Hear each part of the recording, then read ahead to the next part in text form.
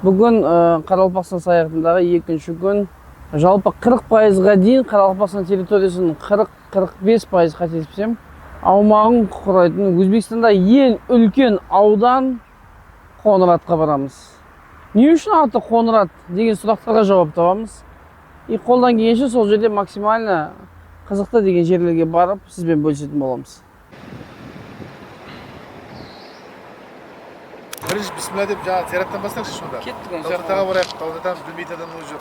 Даутатаның мазарына келе жатырмық қазір. Қазақ батыры Асауұлы Дәуіт деген. Бұл кісіміз 1700-1800 жылдар жасап өткен. Миллеті қазақ табын руынан.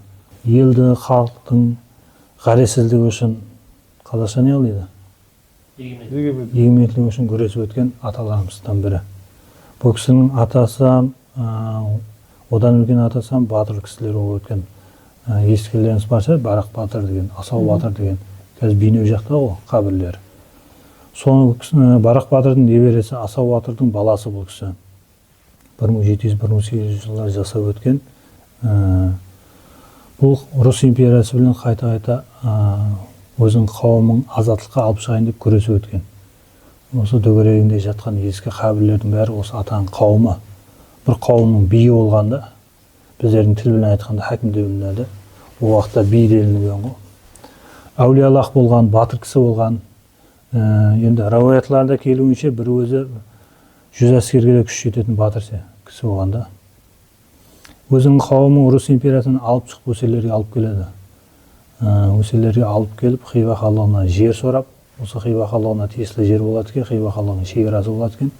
Осы жерде өзінің қауымы білен Рус империясына бағынбай азаттықты жасап өтеді. Достар, міне қазір біз Даутатаның жерленген жеріне келдік, тарихын естідік, толығырақ ақпарат сіздермен бөлісетін боламыз. Дұға етіп, Құран бағыштап келе жатыр. Шынымен де былай айтқанда 90 жылдық өмірінде өте үлкен бір тарихи дүние жасаған. Табын елі оны жақсы біледі. Осы жерде келіп қазір жерленген, және сол кезде құлып тастарының оригиналдары да бар. Егер келіп көрем десеңіздер, мен ойымша көруге тұратын дүние. Қайталап айтайын, Қоңырат ауданы қаласы дейміз ба, Өзбекстандағы ең үлкен аудан, және қазіргі Қарақалпақстанның 48-49% жерін құрайды. Осыдан кейін ары қарай Қазақстан территория басталады. Почти 5-6 сағаттық жол бар, одан кейін уже Қазақстан басталады. Қарап отырық, мына жерде қазір қарап отырсаңыздар, кезінде шынымен де мына жерде су болғанда,